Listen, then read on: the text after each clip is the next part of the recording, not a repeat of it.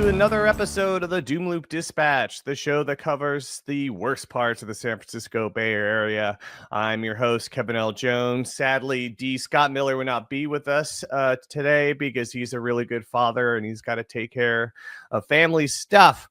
But that's not going to stop us from bringing you the news we want you to hear. Today, I'm talking with Ben Grieff, the co-founder of Evolve California, a nonprofit fighting to protect California's public school system and to turn over Prop 13, truly one of the most nefarious, most destructive propositions to hit this state. When I first moved here, my wife wanted to be a teacher, and she went to get her master's at Cal, and then she got into the school system. And oh my God, she was awoken to the realities of life in education after Prop 13 in California, and just how disturbing it is.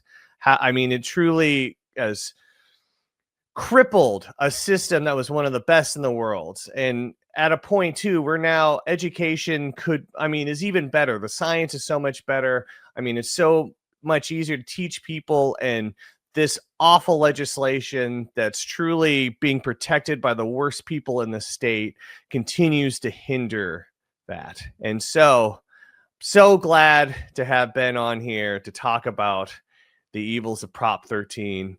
But first, I want to know, you started this in 2011. You started Evolve California in 2011. What made you want to take on the mammoth, the mammoth proposition that is Prop 13? I guess total craziness, if we're being honest, right? Who else would do this? But honestly, when we founded our organization, we really wanted to work on issues that we didn't see other organizations really working on. We really wanted to look statewide. We were noticing that there was a lot of hyperlocal groups that were doing a lot of great work on the ground in the Bay Area, and there's a lot of attention that was being paid, and still what was happening and is happening in DC. But not a lot of people really talk about what's going on in California and in Sacramento. And it's incredibly important. And we really focused on education as the issue that was the most important. At the time, we were 49th in the nation in education funding. And if you can just imagine that, right? Just like right ahead of Mississippi in terms of how much funding we give our schools. And in a state with the highest GDP, seriously, we have a better GDP than other countries, many other countries. Oh, 100%. It's like the fifth largest economy in the nation at the time. Now we're the fourth largest. And we really didn't start to take on Prop 13. We just believe that we should talk about statewide issues. We believe we should be talking about education funding as a really important thing. Well, my mom was a special ed teacher for 35 years, and I know what it's like when your mom gets laid off, and when your mom doesn't work at one school but works at 3 schools because they can't afford to have a full-time special ed teacher. And so it's something that's important to me. And California, really, I'm not from here, I'm from Seattle. But when I, moved here, I thought California had the greatest schools. I thought they were fully funded, the UC system, best public education system in the world. And when I got here, I realized that California was just really living off past reputation. And that's not what things were like in the 2010s at all.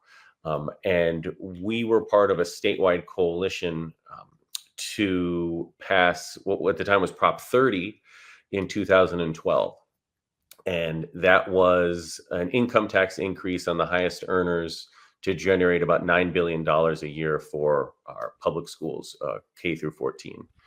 And when we were doing that, we were knocking on doors all over the Bay Area. We would, send our teams of folks out every single night to say, hey, we're right ahead of Mississippi. This is embarrassing. Education's important. We need to go back to how we used to be. It was great. We won the ballot measure statewide. It was something that Jerry Brown, who was governor then, was really championing. And we felt really good about that. And we took away 2 big points. One, it was the first time in 35 years since Prop 13 passed that we'd passed a statewide tax increase. So that means the voters were like, okay, I think we can, raise some taxes here after, Prop 13 made us feel like we could only cut taxes. But then the other thing that I thought was really important, and, all of us at the time noticed, is that a lot of people were saying, if you really care about schools, you should really do something about Prop 13. And at first, to all of us that are out there doing the work, that was a little annoying. Right? We're okay, great. I hear you. We're trying to pass this. Right? And honestly, at the time, I didn't know much about Prop 13 at all. Mm-hmm. But then we sort of won that campaign, and we looked into it. We're like, all right, let's start doing this. Let's start taking this on. This seems like it's really a terrible policy that has crippled the schools and led us to have to raise income taxes. And 35 years later, let's see what we can do to take this on. And what we realized is that voters really, really like Prop 13. It's something that Jerry Brown referred to it as sacrosanct. Right? Wow. It was just something that you just can't touch it. There's been this whole idea that it's a third rail of California politics. If you touch it as a politician, you die. And as insane as that was, it's like when you're actually talking to people, they had very favorable feelings of Prop 13. It passed in 1978 with about 65% of the vote and was pretty much as popular then as it was, at that in 2012 when we were first starting to think about taking this on. But what we realized is that the homeowner side of Prop 13 is the popular piece. Mm-hmm. But what most people didn't know is that Prop 13 covered all property, including commercial property. And so that was what we decided to take on. That was the thing people didn't know about. And when you told them about it, that's when they're like, well, that doesn't make any sense. Okay, I'll support your campaign to change that part of Prop 13. And that's what we started to do. And really what it comes down to is just common sense.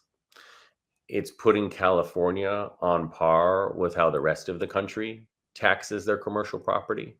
Right. So this is not something that, if it was passed here, Donald Trump could say, oh, this is far left, crazy California policy. This is really just something that would put us on par with what the rest of the country does. And when we had a ballot measure in 2020, which was Prop 15, the Schools and Communities First initiative, it would have generated about $12 billion every year back to our schools and local governments. Huge too. God dang. God dang. The thing that people don't really understand is that it's reliable, stable revenue. And if there's one thing that we all know in California is that land is only ever going to increase in price. Yep. And if you tax the land, you're going to continue to have a steady stream of revenue. And also, people don't realize property taxes fund local governments. Yep. Right. We're going to talk a lot about schools, which is my interest and our interest at Evolve. But also, it's really important to know that property taxes fund our roads. They fund our parks. They fund our libraries. They fund our fire protection. Pretty much anything at the local level is funded through property taxes. And when we turned off that spigot of money in 1978, we've had a really hard time being able to get that money back. And many times we just haven't been able to at all. Yes. And let's get into that in 1978. And let's talk about what schools were like before Prop 13 and what schools were like after Prop 13. So really the honest truth is that everything wasn't perfect in 1978. We had a lot of issues, in our state. The schools, segregated and all of these things, right? So I always want to be careful by sort of painting this perfectly rosy picture. But what I can tell you is that we were top 10 in the nation in education funding, right? Mm-hmm. Prior to 1978, we were like tied with New York for like the fifth highest per student funding in the country. We valued education. It was an incredibly important thing here, and we funded our schools in a great way. And you would have, electives, right? You would be able to have buses to bus kids to and from school. You would have nurses in every school. It's just all of the great things that you really had prior to taking away, like literally a third of the money for school budgets was taken away overnight when we passed Prop 13. What we did was we rolled property taxes back from 1978 levels to 1975 levels. So automatically it was $3 billion that we lost on those going to our schools every year after that. And so we really honestly have not recovered. And it was interesting that this happened at a time when we were finally becoming a majority minority students in our public schools. Yes. But they made it about the property owners, like, oh, old people are going to lose their houses and stuff like that. But then it's like, it's prioritizing one group, one demo over another. Exactly right. And you can't take out the racial component of that, right? And you really can't think of who owned homes at that time in the 1970s in California. Yeah, obviously majority white, right? But this is the other thing that's so interesting about it is, in similar to today, with a lot of the issues that we're facing, both locally here in the Bay Area, statewide, and nationally, it was really government inaction and government's failure and the Democratic Party's failure to address people's concerns. And the Howard Jarvis, the worst person in the world at the time, he was able to actually latch on to some of those concerns, right? And the problem is housing prices were increasing because inflation was going up at that time at a really fast rate. And it was something that the government ignored, but people were feeling like they were being taxed out of their homes. And I wasn't there at the time, but I know what I've heard from people. Some people were, their property taxes were going up a lot. And instead of the government doing anything to step in and help with this, the government ignored it. Even though that we had Jerry Brown was the governor, he was a Democrat. The Democrats controlled the state legislature. They just ignored it. And at the time had a surplus too, which gives an opening for this person who was anti-tax conservative, who was a commercial property owner. He was a lobbyist for the Apartment Owners Association, and he ran a populist campaign. He was basically the original Donald Trump. Yes. And I want to add just real quick, the Democrats, the legislators did not think it would win. To the very end, they did nothing, barely anything to fight it, anything to push back. Yeah, that's right. And it, again, so eerily similar to when Trump first ran in 2016. Yeah. Where it's like everyone was against Prop 13. Every government, I mean, think of this today. It's like the Chamber of Commerce was against Prop 13. Right? I mean, that's how insane this was. And it was similarly to how everyone was against Trump, because no one was really noticing what was going on the ground. No one was actually going out and talking to people and realizing, oh, wow, people are a little upset right now, right? We haven't done anything to make people's lives better. And so we're leaving this space open for a crazy person to come in and say that I'm going to fight for you and have it be a win. And that was something that was really scary to think about, how similar it is today and what's going on. And the weirdest thing is Jerry Brown, when he was governor twice. He was governor at this time, and then he came back in 2010 to be governor until 2018. And he was much more progressive. He was more liberal, is what you would call it at the time. But the second that Prop 13 passed, he totally switched on that issue. And he never wanted to talk about property taxes again. And it's just, and then he really invented this whole idea of, it's the third rail and don't talk about it. And we've really suffered from that ever since. And we're seeing that now with some of our politicians and other interests that are saying, well, let's just abandon these values because the people don't seem to be with us. So we can kind of win again with the mainstream. And we're keeping over and over. And really what I would argue, and you can make the direct correlation, is we would not have Donald Trump and all the terrible things going on right now in this country without Howard Jarvis and what he was able to do and the success that he was able to have. And people don't realize this is like, this was the first time in the history of the country where any government across the country had voted just to say, no, we don't really care about public services anymore. Yes. A tax break. Yes, this was even before Reagan. 100% is even before Reagan, because there was trickle down. Yeah, and all that stuff. That was made possible by Howard Jarvis and Prop 13 in what we did in California to overwhelmingly support this horrible idea. Because prior to this, there was this sort of agreement among Republicans and Democrats, right? This seems like so long ago.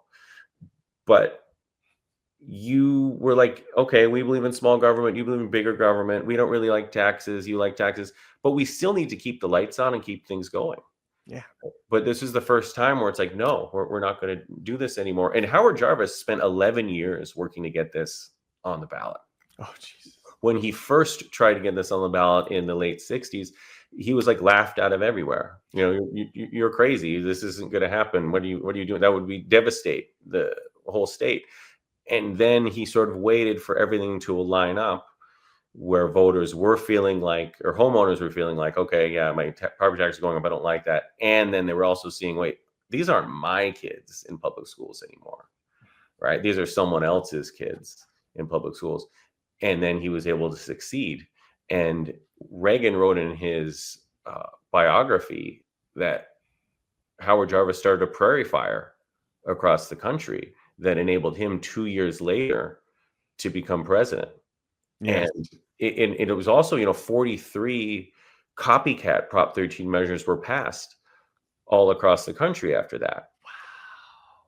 It's important, though, to realize none of them included commercial property. Oh. Because what other government would do that? That's insane. Yeah. Right. We did it, of course, but a lot of voters didn't realize that because he was very focused on this is just for, homeowners. We're trying to keep people in their home, blah, blah, blah, blah. Didn't realize that he had sort of a larger idea of, I want to help my commercial property buddies not have to pay property taxes at market rate. And I want to drown government in a bathtub. The little government thing, the baby. Oh God, I hate that so much. Because especially too, it's like, I mean, obviously it's just sacrificing the lives of the poor and the needy to just make the already rich richer. It's just so terrible. But so what has been I mean, we're talking about it being the third rail.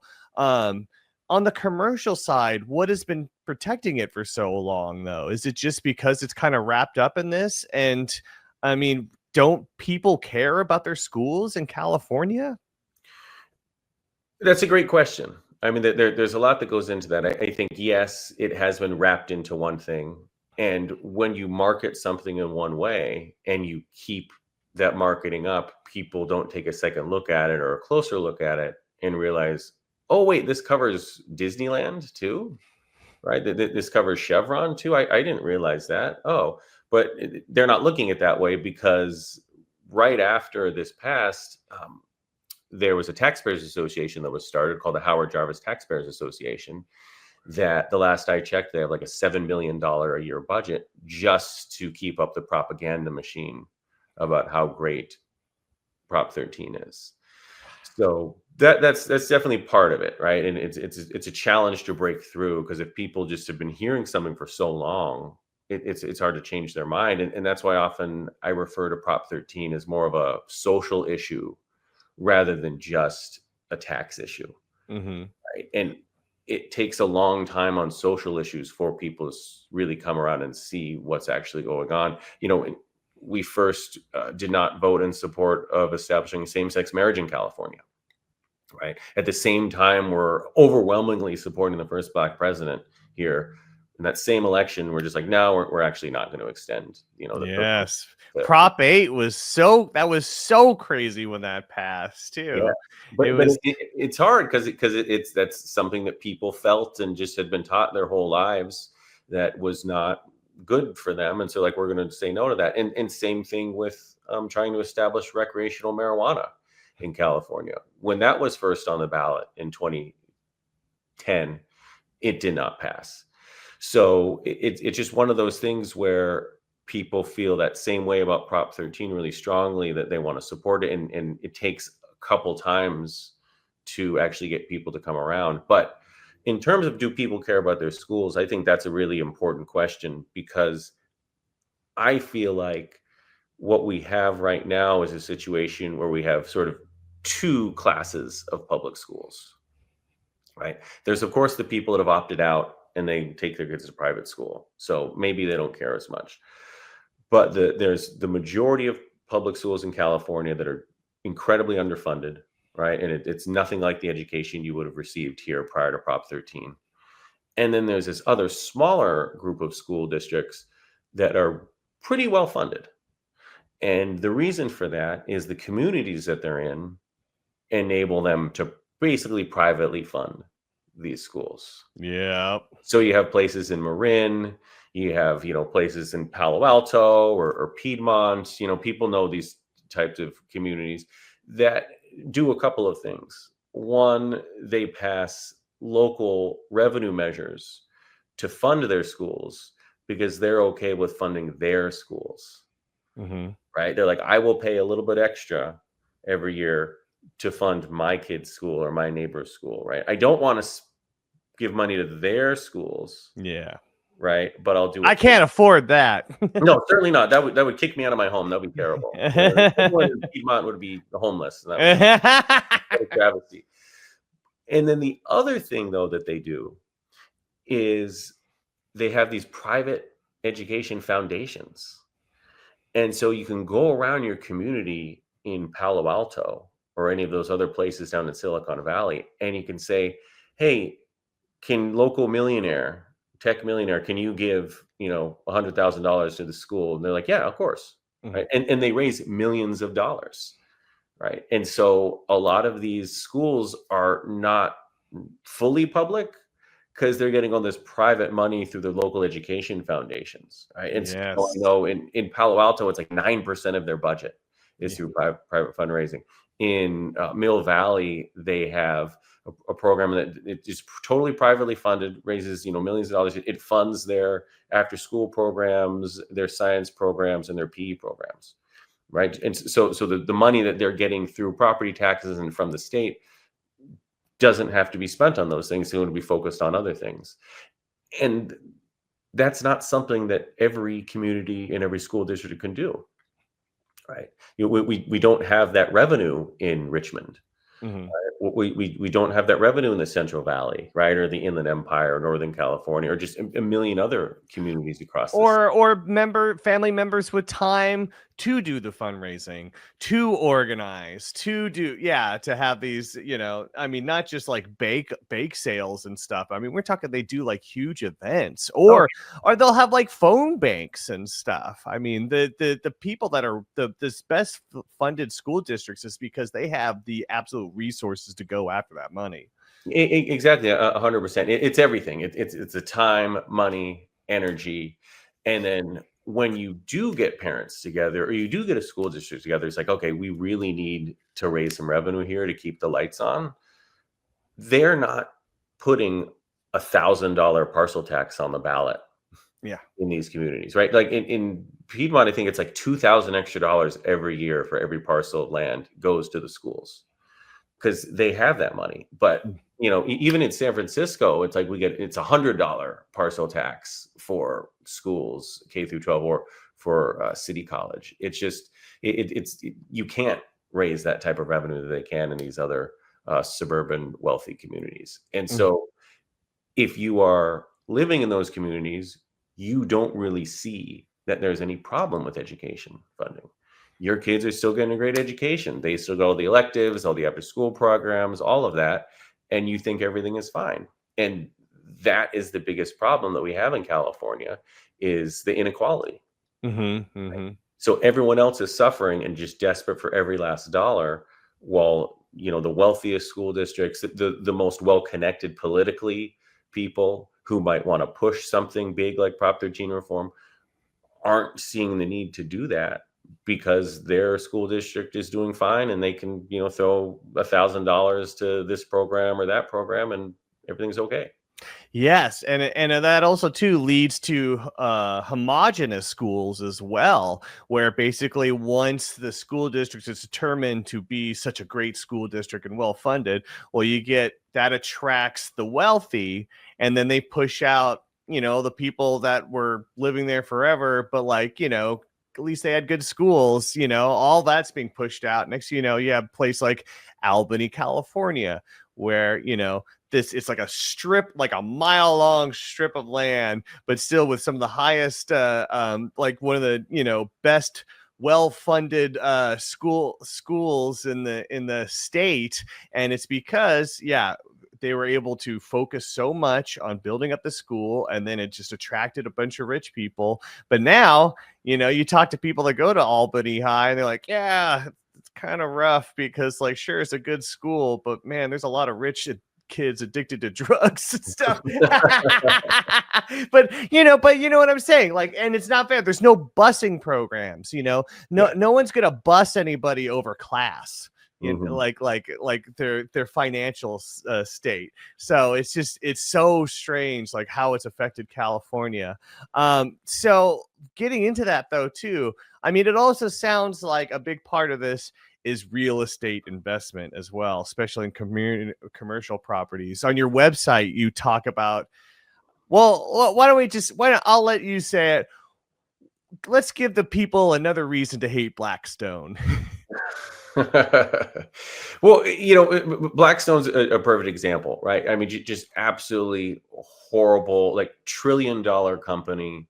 Their CEO really makes like salary over $1 billion every year.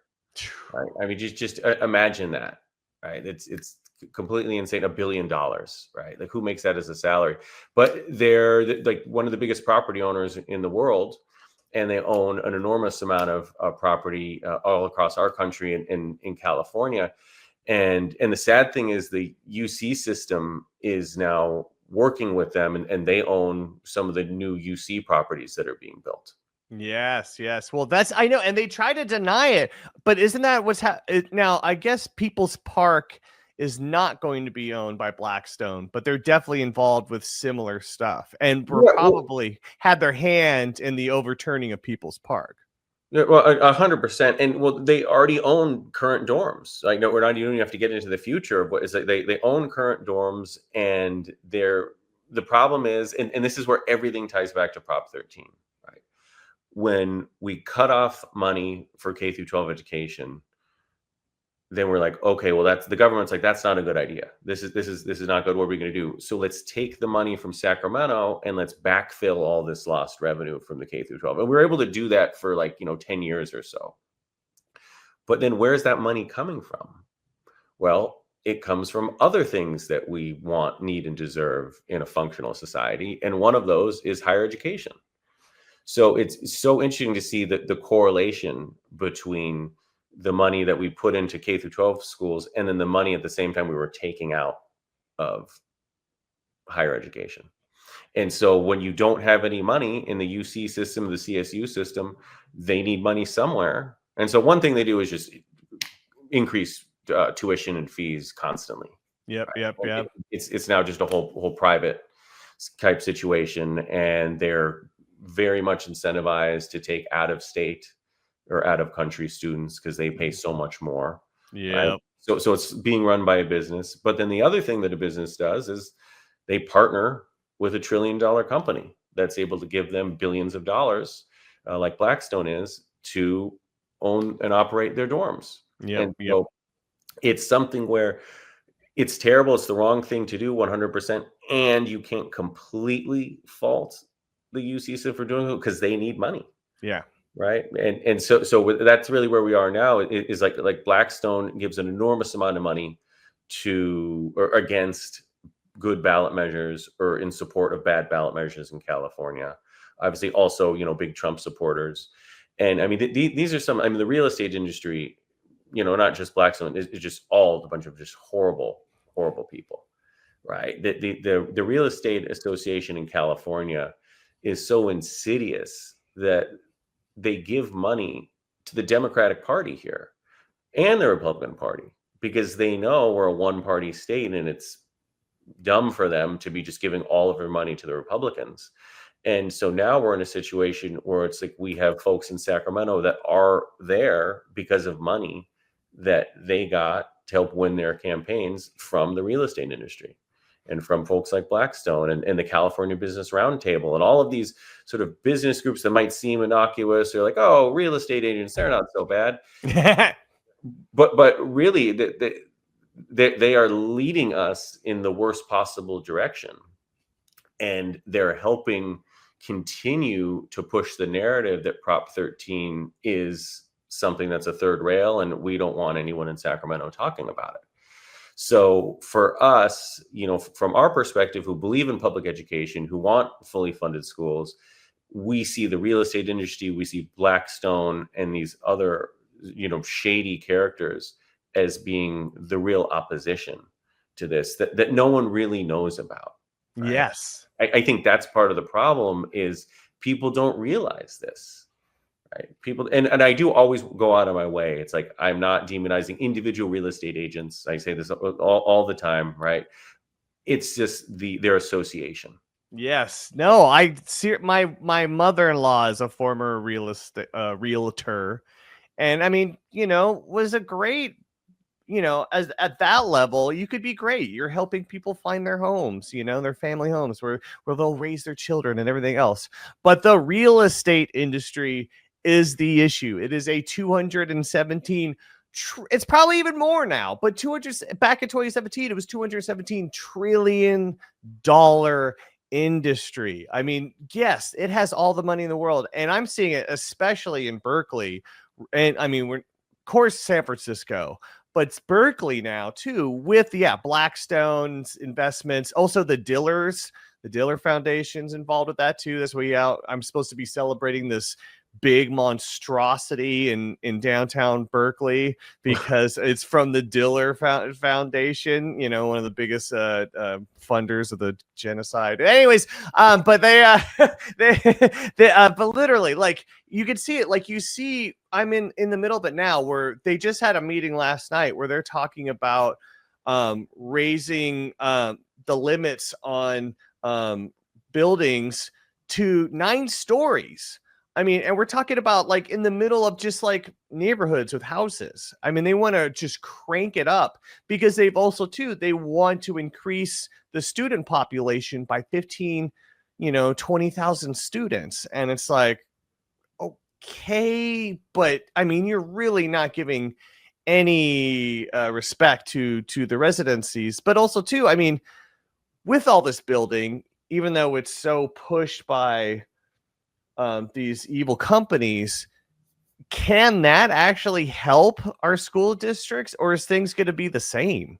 I mean, things will be the same, but you brought up a good point. You're coming at it from sort of the local angle as a person that lives in Berkeley who maybe doesn't want all of this to happen. But what people don't understand, and I have firsthand knowledge of this because so many of our interns and staff people over the years have come from Cal.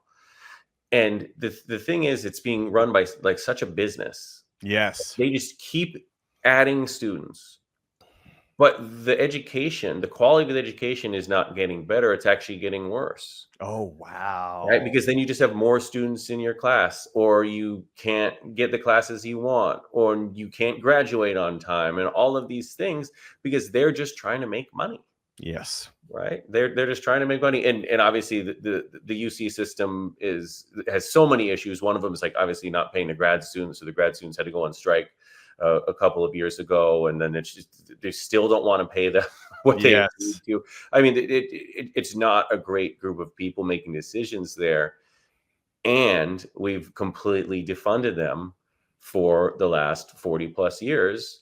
And so they need to make ends meet somewhere. And so it's just, again, it all comes back to Prop 13. But I think when we talk about what we need is affordable housing, right? We don't need any more luxury market rate housing. We have plenty of that in the Bay Area, as we all know. Yes.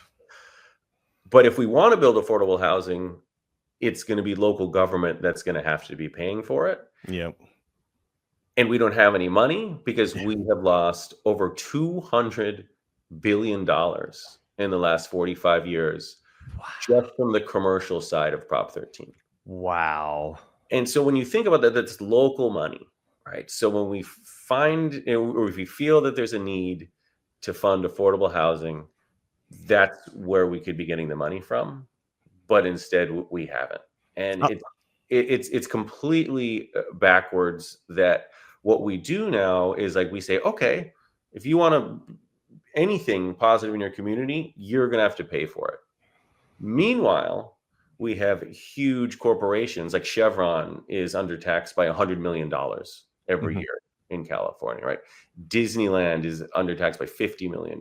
I mean, all of these corporations should be paying what they owe. And if they were paying today, our latest estimates show we would have $17 billion more going to our schools and our public services every year. And again, that's money that is only going to increase as land values increase. Yeah. But since we don't have that, we either just accept the cuts and like, well, everything sucks now, so we're just going to have to cut this and cut that and all that, or we tax ourselves. And that's what I think people don't realize the correlation is. Like, if you're a homeowner, yes, you are saving money on Prop 13, but you're also living in a state with the highest income tax and with the highest sales tax, and with the second highest gas tax in the country. And you're being nickeled and dimed every single year with bond measures and parcel taxes and local sales tax increases. And that's just not sustainable. And I think this is the worst part about this. And I don't think this is something that Howard Jarvis really was expecting, right? I think he just wanted to say, let's cut all funding and government will just die. But because California is left of center, we're certainly not as progressive as we think we are. But we are left of center. So we're like, no, we kind of want to fund these things. But by continually taxing your average Californian, that pushes people further to the right economically. Because what we're doing is we're saying you're going to have to pay more money, but just this much more, which is really only going to make things this much better, or just hold things to the status quo. And so people are like, wait, every year on my ballot, I'm seeing all of these things that I'm saying yes to, but I'm seeing no improvements. We still don't have this. We still don't have that. What's wrong? It's like, well, yeah, because the consultants do a poll and they decide exactly the amount of money that they can ask for, still get a majority.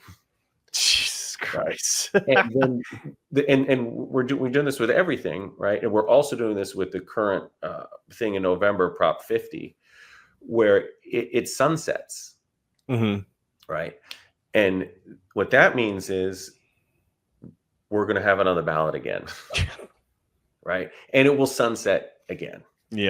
Because when you take a poll, voters are like, I don't want anything permanent, but I'll do it for a little while. And okay, we're going with that then, right? So we go with that and people like it, but then we can't not have that money anymore. Right? Actually, 6 years later, when it sunsets, we need even more money.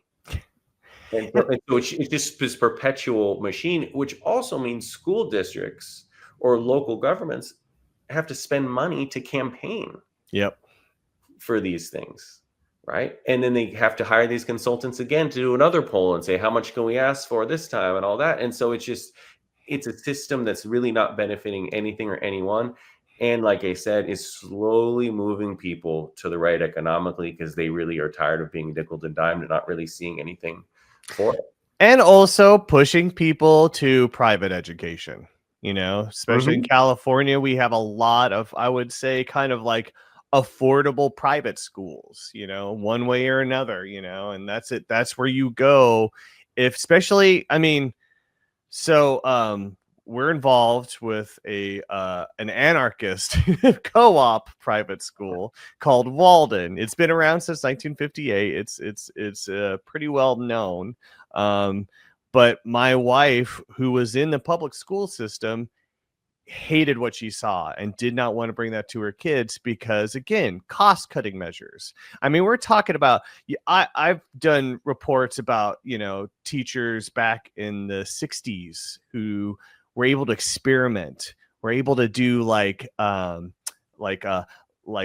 like reenactments with things. Like, I don't know if you know the story about the third wave, which was a experiment in Palo Alto High School, where basically a student asked a high school teacher, how did the Germans come to support the Nazis?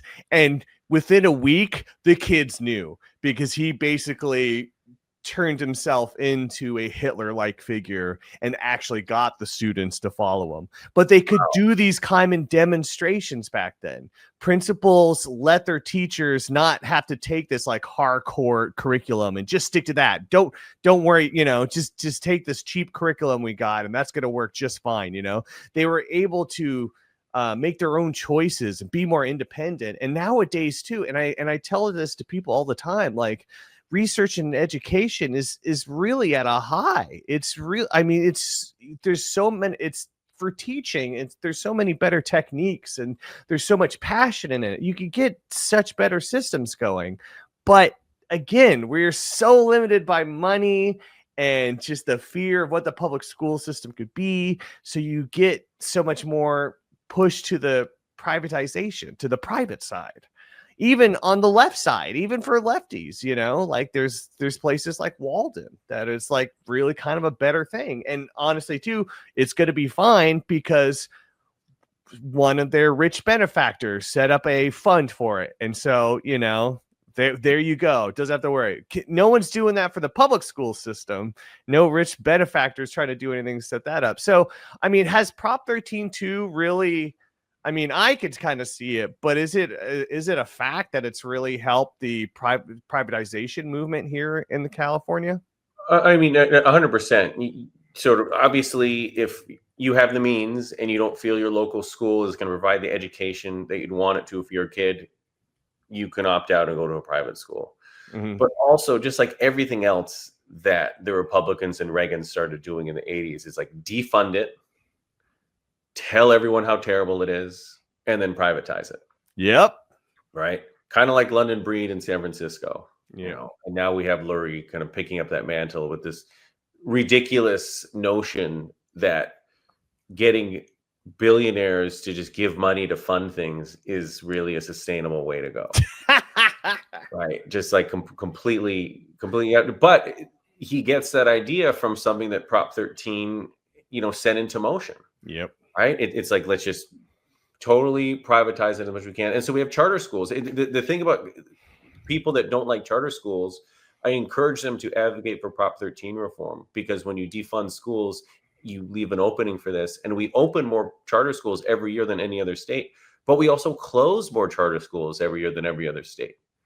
One in five don't eat, like, well, yeah, 1 in 5 actually make it past a decade. Yeah. The other 4 are closing within 10 years. Oh, completely. Absolutely. I mean, and so across the country, it's like 1 million kids that their school just closes like that. Yeah. Right. But when you come in with your shiny building or your, pamphlets or whatever you're showing these parents, and the parents are just so kind of fed up because their school has been underfunded, not the fault of the teachers at all. Right. It's not even the fault of every district. Right. It's just like you don't have this money. And so they're obviously, because it's their kids, right, they're going to choose to do what's best for their kids in their mind at that moment. And they get totally tricked into thinking this is the best thing to do. And so the charter school movement has been so successful here in large part because of what Prop 13 did. Because if we still funded our schools the way we should have been, if we had that $200 billion for our schools over the last 45 years, then parents wouldn't feel like there was a problem with their local school and wouldn't feel that they needed to do that. And so it's really something that it's frustrating to me that more people aren't talking about this. Oh, yeah. Or they just want to blame teachers' unions. There was that Waiting for Superman movie that was just awful. Yeah. No, exactly. And in California, what has always happened, and I've heard so many people say this, and I've participated in these conversations also, you complain about something, you're like, all right, let's fix it. How do we do it? And then we get back to Prop 13, and then everybody just walks away. Yeah, it's the third rail. Exactly. And it's something where we really need to think about taking on these things, because where are we right now? We have local deficits everywhere. We have a state deficit, And we have an insane person running the federal government that is definitely going to do everything he can to make sure we have as little money as possible coming from DC. So what our local leaders or our state leader, Gavin Newsom, can't even say his name. What are they doing? Nothing. Yeah.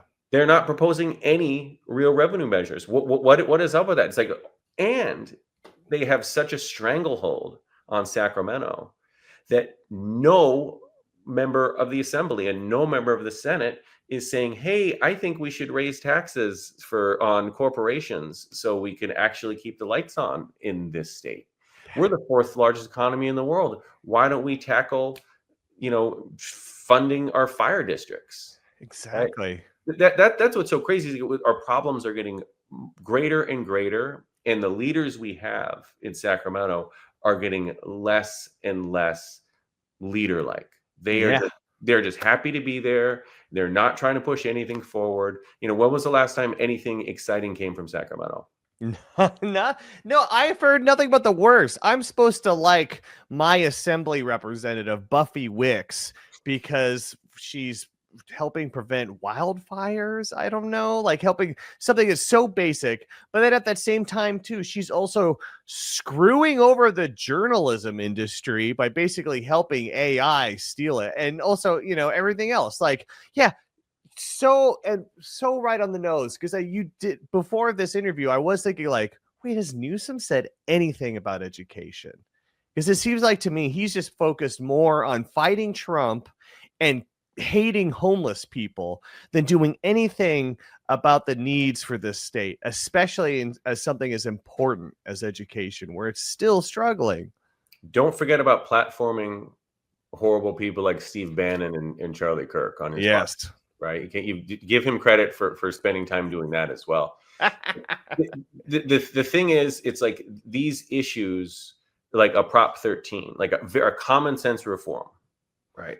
Yeah. Again, what we were advocating for in 2020 was to still have a 1% property tax on commercial property. Yeah. We weren't going to increase. We're just saying, hey, how about you just pay fair market value? Because with Disney, you're never going to sell your theme park. You're never going to move it. And so 100 years from now, you're still going to be paying 1970s property taxes when that whole area was just orange groves. That doesn't make any sense. But to get people to support this, and there certainly were some folks, mostly in the Bay Area, that were down. Yeah.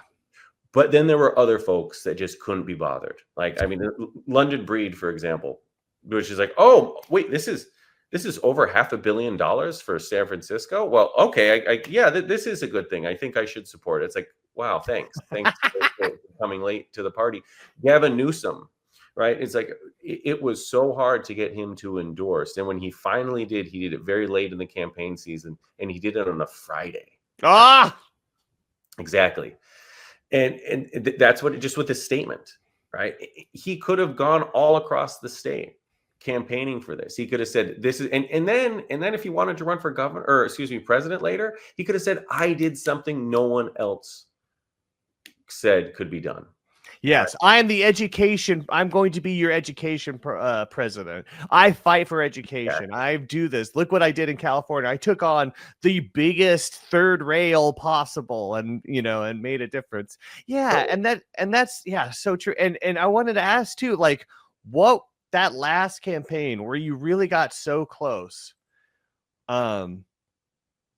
How bad did it get? I mean, how has this fight been? And on top of that, with the change in Zuckerberg's practices, do you think you'll still be getting any support from the Chan Zuckerberg Foundation? I don't think so. Oh, that sucks. I'm so sorry. Yeah, no, it's really, really, really difficult. Obviously, that they were giving to a lot of organizations and a lot of causes that now they're no longer giving to, because they're capitulating, obviously, to this administration, and that hurts a lot of us here in California. But I think also what we saw was we had polling that showed we had 51% support at the beginning of October and 40% no. Mm-hmm. but we still ended up losing, about 52-48 because we were outspent 2-1 in the last 2 weeks of the campaign. Wow. Because they just have so much, and I'm certainly not somebody that always wants to blame a loss on money, because I think on the left, we could spend our money a lot better, right? We could have better messengers and we could work better on our messaging. But in this particular case, it was just like 2-1 in the last 2 weeks. And then almost all of these votes went the other way. And it would be because it's just so much fear, right? And what they're able to do is they're able to take a story and run with it. And a lot of times they're not even true. I mean, it's so soul crushing to think back on this. But there was an ad that they put out, and this was in 2020. So if you remember, this is when George Floyd was happening, and it was really big. And so they put a black barbershop owner up on TV. This commercial, he was in Sacramento. He's like, if this passes, I'm going to lose my barbershop because they're going to raise my rent. The problem with that is that we had the way we wrote the ballot measures, any building under $3 million was not going to get reassessed. They would still get, and so his building was under $3 million. Yeah. But they come in and they sort of say, hey man, you're going to lose your store. You want to be on this ad with us? And he's like, okay, yeah, I don't want to lose my barbershop. This is everything to me. And they put this ad up, and it went on for weeks until we finally got them to take it down, because, but it's already out there, right? Yep. But it was a total lie. And so that's the thing. It's like they're able to sort of use whatever they can. They have an enormous amount of money to sort of decide, okay, this is the pressure point that we think we need to push. And so everyone's like, oh man, I don't want to hurt a black business owner right now. I mean, George Floyd and everything. It's gross. Oh, it was really gross to see that, and sort of over and over again. But really the biggest thing is the lack of support from our elected leaders, right? If you're going to do something this transformational, this important, that could affect so many people's lives in a positive way for generations, you need to be out there in front supporting this. yes. But that was not the case for this ballot measure, right? It's just because they just don't want to touch it because they're afraid. And what we showed is that actually the folks that did endorse it, and there were many, they didn't get recalled. Right? There was no like people with pitchforks showing up at their house, and no, not at all. Right? It doesn't make any sense. But when they're being bought and paid for by the real estate industry and other corporations, they're going to do what they want to do. And that's what's so disappointing right now about this situation with these deficits that we have and the money we're going to be losing from the federal government, and nobody in Sacramento coming to the forefront and saying, okay, I think we should do this. Like, we're the only state in the country without an oil severance tax. Right. And so what that means is that every state, I think there are 13 oil producing states, we're talking about Texas, Oklahoma, Alaska, right? I mean, these really red states, they all tax corporations for taking their natural resource out of the ground. Yeah. And one state that doesn't is progressive California. Right. God, of course. And we've tried in the legislature, but it always gets defeated. Wow. And so again, it's billions of dollars that be coming in every year, right? That we just choose not to go for. Obviously, in our state, we decided last year that we didn't want to end forcing prisoners to labor for us, otherwise known as slavery. Yes. No, we've talked about that in this episode, where there was literally no anti-campaign, and yet it's still lost. Yeah. But the thing of that is, and this is also true in 2020, we were Prop 15 and there was Prop 16, which was to establish affirmative action again. Mm-hmm. And the problem is the legislature puts stuff on the ballot and then they do nothing to move it forward. Mm-hmm. They're not campaigning for it. They're not raising money for it. They're not telling their constituents this is an important thing. They just weren't. And that lost by a huge margin. Right. And so it's like we really need to wake up and realize that we have to be pushing our elected officials to support these common sense things. Right. Yeah. And what we need to be doing is realizing is like, oh, yeah, like this state, just because it's not Tennessee doesn't mean it's that progressive, right? Yeah. Because the majority of us didn't vote for Trump and Gavin Newsom is not a Trump supporter, doesn't mean that this guy is actually fighting for us or wants to push anything forward that would remotely benefit us. Exactly. And what's so crazy too. So right now, what are they talking about? Well, we need to build housing because we need to increase our population to be able to counter Trump and the redistricting that he's doing, all the gerrymandering doing. If we increase our population, then we'll be able to have. But what's going to bring people here? You know what could bring people here? Great schools. Great People school. could come here and know that they're going to get awesome schools. So it'd actually be desirable because guess what? That does attract people, especially families. Sounds like families would really expand your base. It's like they can't see the bigger picture. Well, because, and this is the problem, like, all across the country, it's like what percentage of people in Congress of the 435 of them are millionaires? It's a ridiculous amount. It's like 80%. Oh, and probably landlords too. Of course, landlords. That's the thing is, so they're not real people. Yeah. They're not actually talking to anyone that's real. And then they wonder why we do crazy things like vote for Bernie or vote for Trump, right? Yeah. It's you aren't talking to average human beings in this country that are really, really struggling. And the other thing that was very difficult in this campaign is we did raise a lot of money. We raised $70 million, mostly from labor, but it was hard to get wealthy donors who are left of center, who do support other progressive issues to support this. Because when we talk about commercial property, if you're wealthy enough to give a campaign $1 million, it means you own commercial property. Yes. You'd be crazy not to. Yeah. Or at least you have friends or family that owns commercial property. And so it's disheartening to see so many of these people that have so much money give to these other causes and be like, Black Lives Matter and all this stuff. But when it comes to actually fully funding schools, which is the most important thing that we could do to support Black and brown people in the state, nah, we're not going to do that. We'd rather have platitudes. Thoughts and prayers. Exactly. Or wait, I'm focusing on this issue. This is also important. It's like that nothing is as important as funding. Yeah. Right. And nothing is as important as trying to even the playing field in this state that is the most unequal of any state in the country. Yes. Equity. That should be the goal. Well, now, what is going on now? Like what is Evolve California planning to do now, especially after 2020, seeing what happened and seeing the landscape now? How are you guys going to protect public education in the state? Quite honestly, we want to get this back on the ballot. I don't know when that's going to happen, but what I do know is we cannot move forward as a state in the coming generations without taking this on. There's just no way. Right. We can't say, hey, let's do a 20% income tax. Right. Mm-hmm. That's not going to fly. Right. Yeah. We have to do this. This is there's no other revenue that is this much and makes the most sense.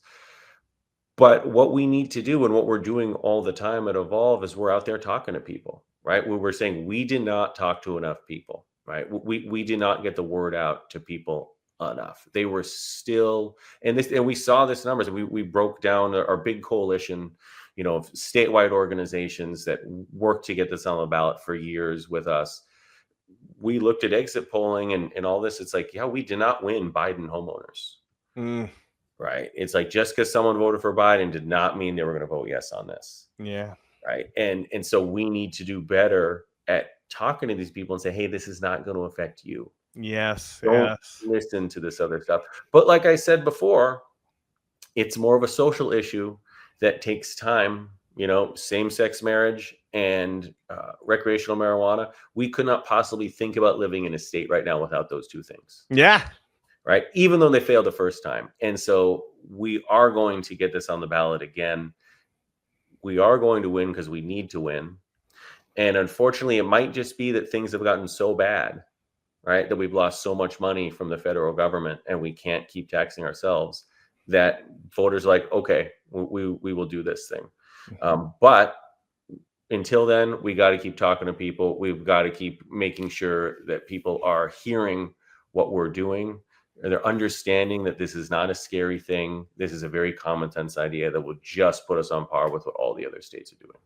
Yes, exactly, people. So truly, that I think that's a great place to end it. But visit, I'm going to put the Evolve California website in the notes. Go there, donate. You can also find out how you can volunteer and help if you care about your kids' schools or you just care about the state of education in general. If you just want to be around smarter people. I mean, again, yeah, I'll bring it up.